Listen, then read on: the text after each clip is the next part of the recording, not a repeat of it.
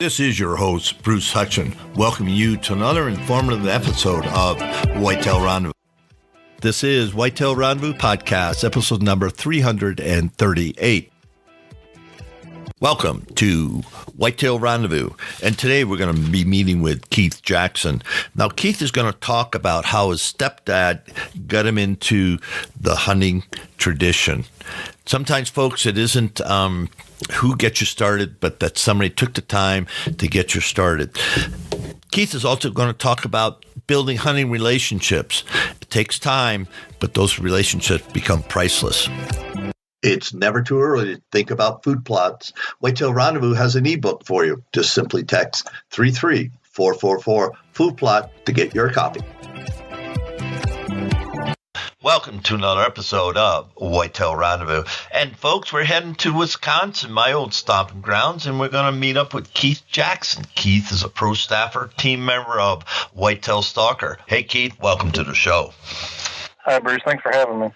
Well, I'm excited what we're doing with Whitetail Stalker and the whole crew over there. But this is your show today, and we're going to talk about, right off the bat, one of your passionate things is introducing new people to the sport, both young and old. So let's start the show right off with that and explain what that all means. Okay. Yeah, I just moved up to Wisconsin about a year and a half ago from Missouri. And back in Missouri, at one time I worked in a pro shop. And I have a background in law enforcement, but I ended up working in a pro shop for a friend of mine, Shannon Sitton, who's also a Whitetail Stalker. But I didn't know that I would fall in love with introducing people to the outdoors so much. Getting somebody set up on their first bow, helping a kid or even an adult that had never gotten into archery, they'd come in to the shop and be checking stuff out. And it was really getting them set up with the right stuff. I know we've all had bad experiences. At least I did. I should have started out in archery 10 years before I did.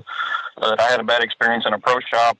Just one of those gruff guys behind the counter that every question I asked, he acted like I had no idea what I was talking about. I knew I had no idea what I was talking about, but I didn't like being treated that way. So getting somebody new into the sport and trying to find a passion with them, and doing that really became a huge passion for me. And I'd almost forgotten about it till a couple weeks ago.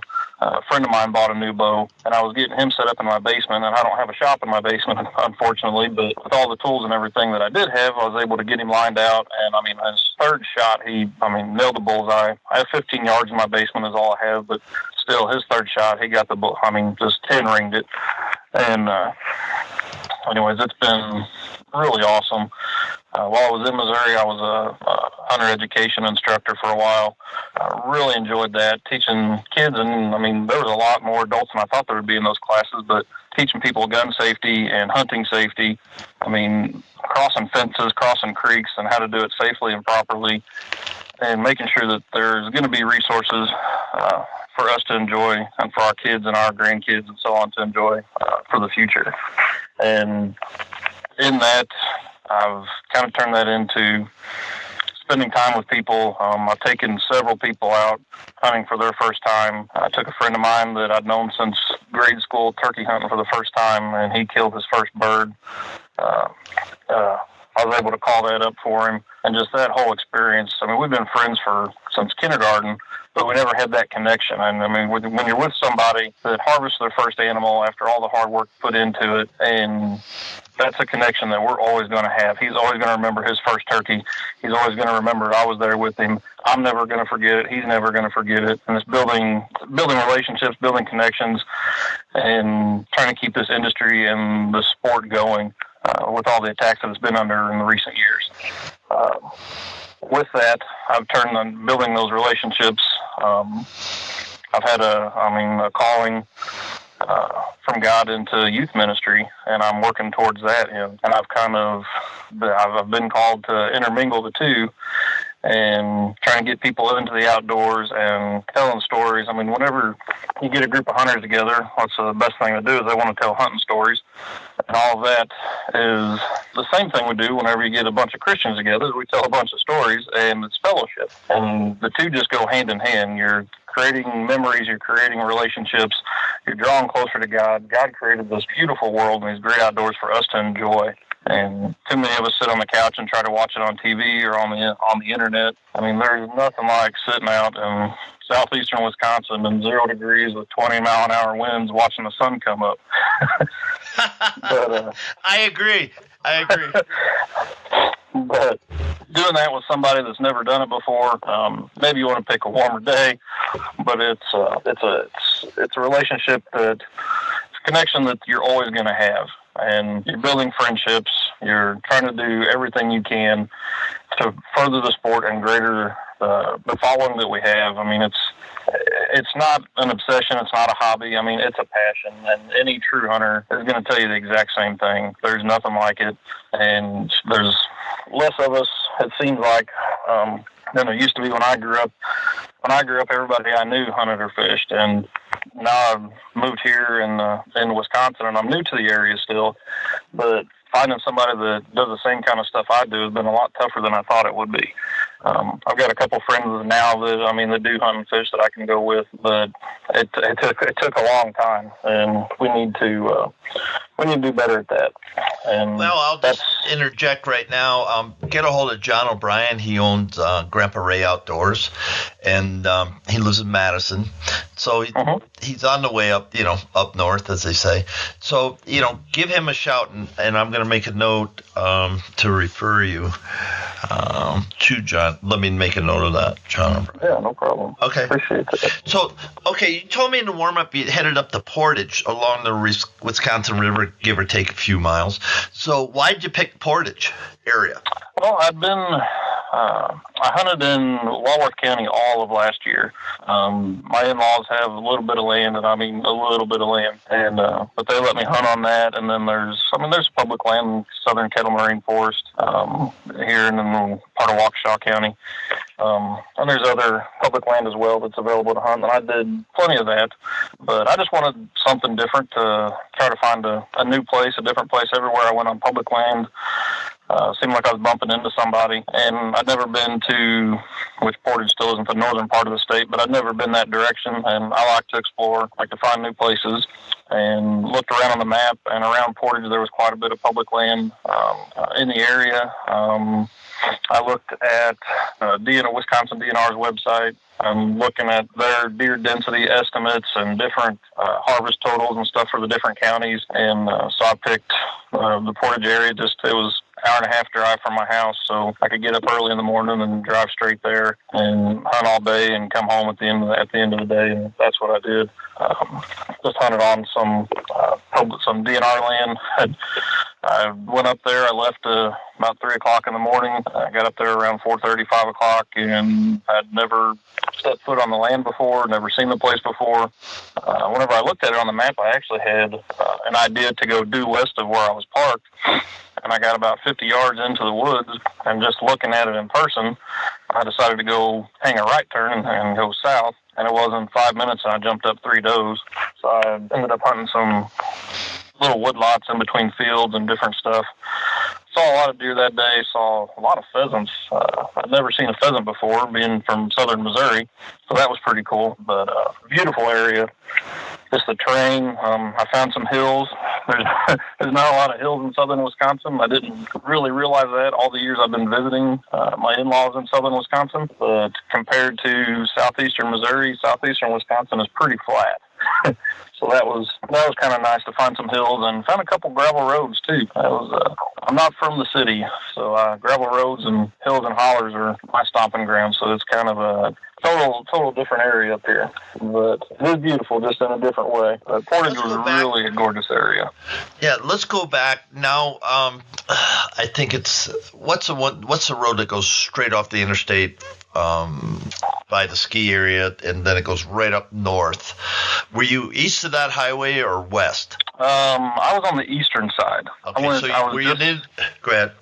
I was north of Portage, just over the county line, and I can't for the life of me remember the name of the county. I think it starts with an M. It's just to the east of Adams County. I think. Is that it? Monroe? Yeah, I think so. But how close to the river were you? The Wisconsin River.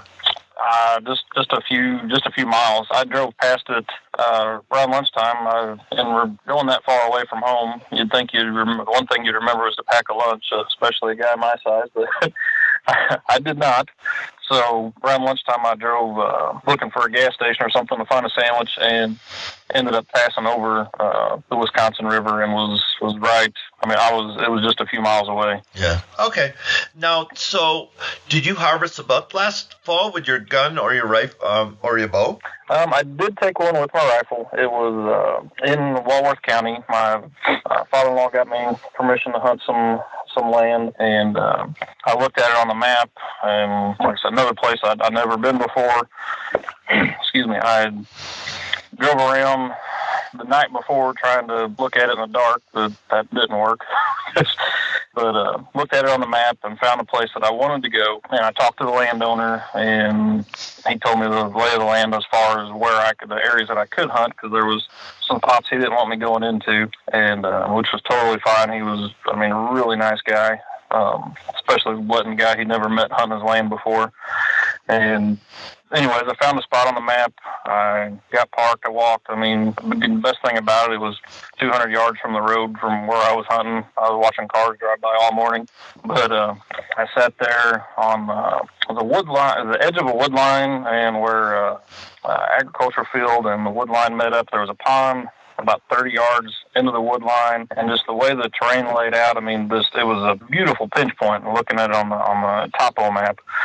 And if there were deer in there, they had to be coming through that area, coming out to feed or going into the wood line. And there was later found out that to the north side of the pond, there was a pretty good sized bedding area.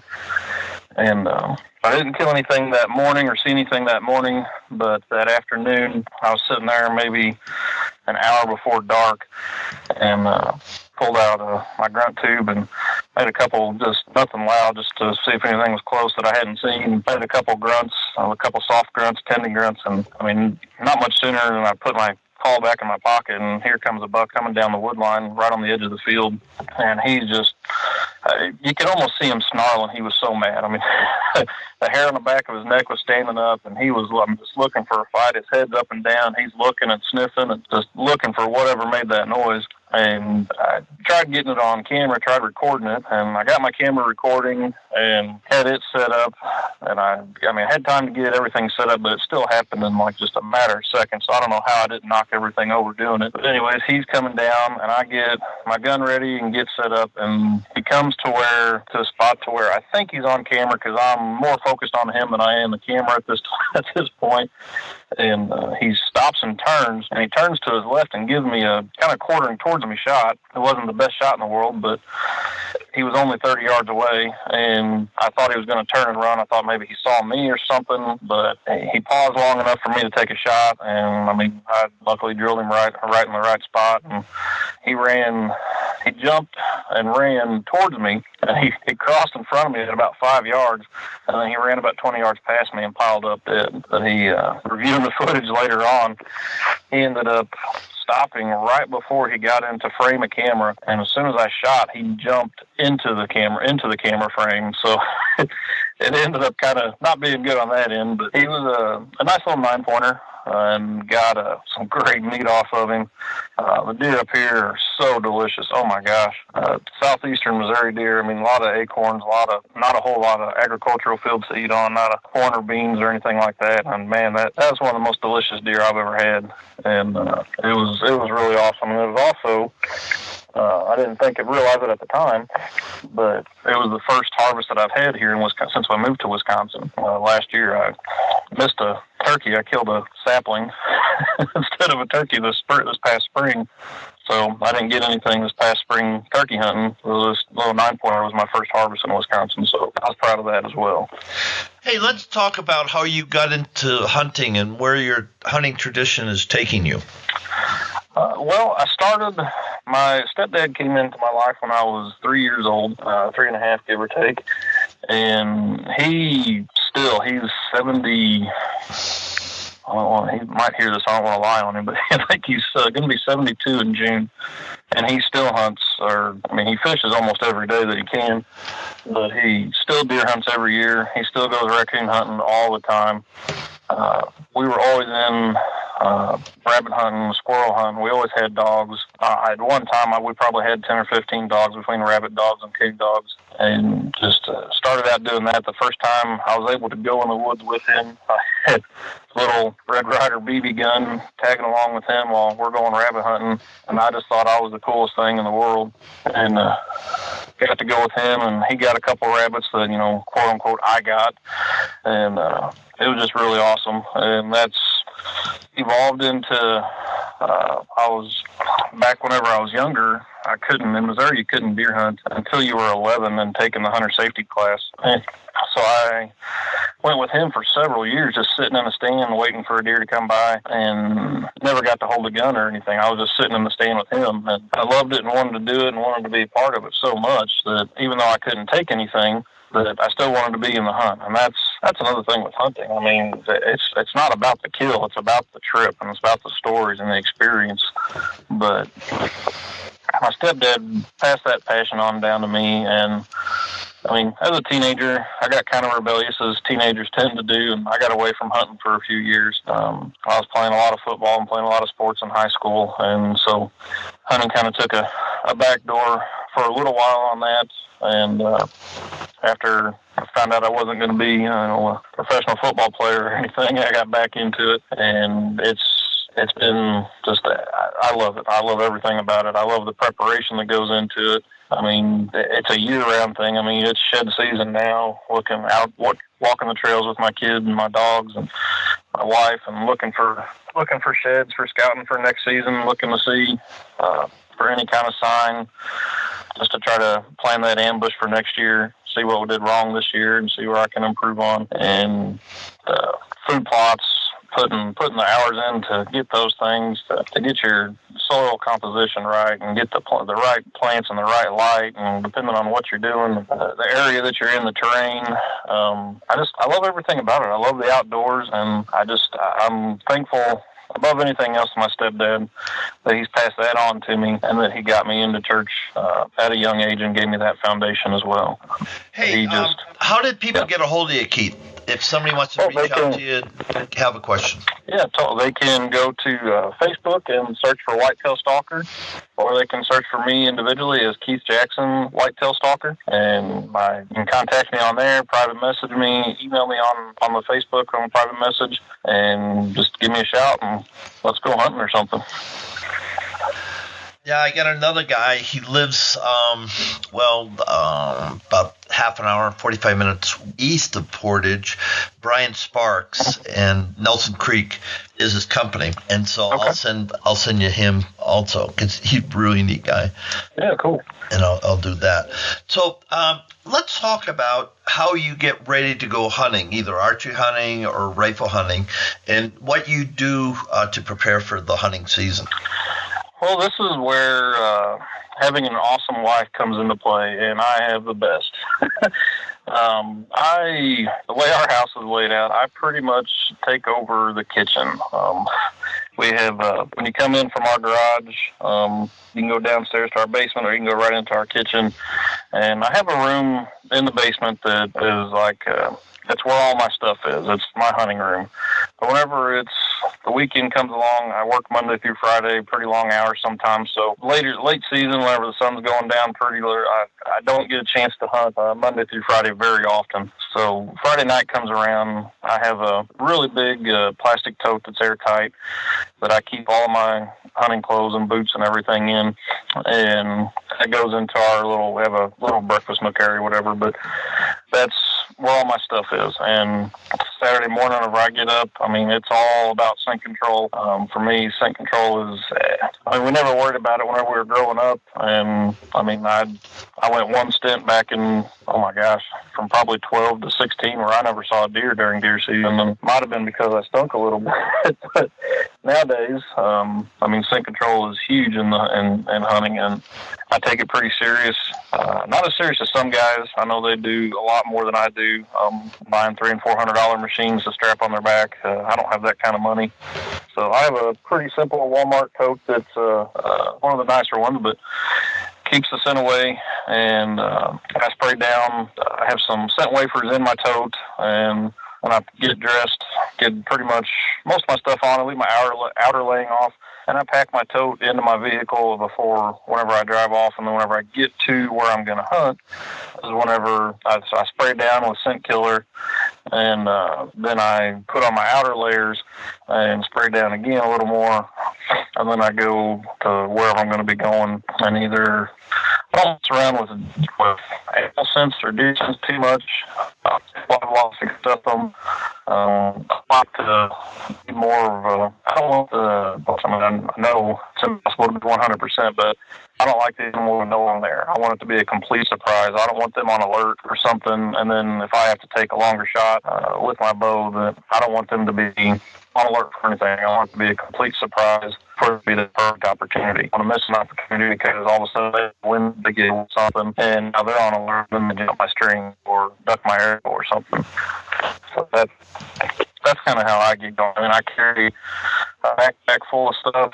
I've got my calls, rattlebagger, rattling horn, and different stuff. Face paint. If I am hunting on the ground, I do a lot of ground hunting. I hunt a lot of public areas and a lot of places that I've never been before. I have a climbing tree stand, but I don't use it a whole lot. I like to hunt on the ground. I like the maneuverability that hunting on the ground provides.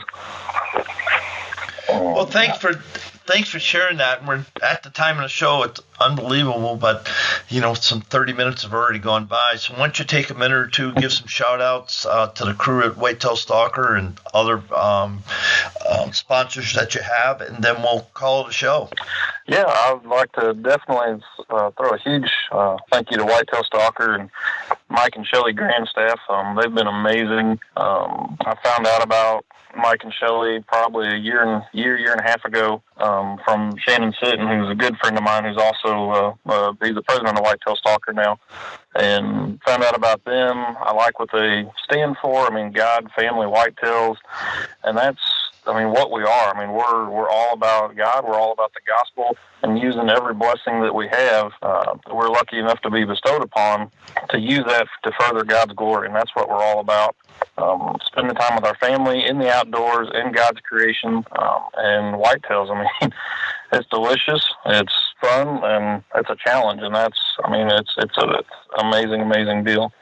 Whitetail Stalker, the rest of the group, we call ourselves, brothers and sisters from another mother. We really are and have become a family since I've been a part of this, and it's really awesome, the relationships that we've built over the past few months and past couple of years. As far as our sponsors, or my sponsors, Treason Camouflage, I can't say enough about them. Tina Kane from Treason, she is just a superstar. My son, he really likes all my Treason stuff, and so I called Tina or messaged her on Facebook and asked about getting him a T-shirt for Christmas if they made anything for kids, and he's in a weird size right now, so an adult small will just about fit him. So I asked her for a T-shirt and for a beanie because he really likes their beanie. And she sent me, a box of just all kinds of stuff. Bracelets and stickers and a beanie, a hat, a shirt, and pins. I don't even know what all. He was happy as heck. It was awesome. They're really awesome. They have a great camouflage. Their pattern is really awesome. You really, truly don't just blend in. You become part of your surroundings. Element Arrows, their carbon weave technology, they are one of, if not the most accurate and toughest arrow on the market. They're lights out awesome. Flying Arrow Archery, Toxic Broadhead, they have the Cyclone. I haven't used the Tom Bomb yet. I've shot the Cyclone just for testing. I haven't hunted with it, but the Toxic, I just love it. As long as you know how to tune your bow, it is a devastating broadhead. It's dead on accurate as long as your bow's tuned. Some people complain about different stuff. If you know how to tune a bow, you can shoot your Toxic Broadhead, and it is devastating. It rips and tears. The meatworm technology, it's destroying targets, it's destroying animals. It's just an awesome, tough broadhead. Jack's Mountain Custom Calls, they sent me a grunt tube and I got it the day before I killed my buck this year, and literally 3 or 4 little tending grunts, and had a 9-pointer coming in, 3.5-year-old 9-pointer, just come running right in, ticked off, ready to fight the world. And they make some beautiful, beautiful calls, and they sound amazing too. They make turkey calls, deer calls, several others. Check them out. And Seal One products, they make some awesome lubrication and protection items for your bow and for your guns. And they have several different packages they can send out to you, and they can take care of all of your weapons and keep them safe and properly functioning. They're really awesome as well. I mean, I can't say enough about my sponsors. I never thought I'd be blessed to have anybody to be okay with sponsoring me, but the ones that I have, I can wholeheartedly say that I support 150,000%. They make some amazing products, and I swear by them. And none of this stuff, I don't know if how many people really recognize it other than people that are in the industry, but none of this stuff was free. I mean, I paid for everything I have. We get some deals on stuff, but we spend some money too. It's not a bunch of free stuff, and I'm not just saying that they're awesome because I got a bunch of free stuff, because I did. I paid for this stuff, and I'm proud to support it. Thanks, Keith. Go ahead. No, so that's all I got for now, I think. Well, Keith, it's just been a joy. I've just enjoyed sitting here and listening to a man who's passionate about his God, passionate about chasing whitetails, passionate about his family, and passionate about passing on the hunting tradition. And so, well done. And Keith, on behalf of thousands of listeners across North America, thank you for being a great guest on Whitetail Rendezvous. Well, thank you, Bruce, and I hope I didn't ramble too much, but it's been an honor. Thank you. On the next episode of Whitetail Rendezvous, we're going to have a special guest. Yes, Nick Albanese is going to be on the show. Nick is the founder and owner of Steady Form. Now, if you haven't used Steady Form, haven't heard about it, then take a look at Steady Form. Also, Nick's going to talk about his TV show, Tack Driver TV. Nick knows his stuff, and it's going to be a great show. Thanks for joining us. Be sure to tune in tomorrow for another episode of Whitetail Rendezvous, where you can listen and learn from the experts so you can be more successful on your next hunt. Until next time, listen, learn, and succeed.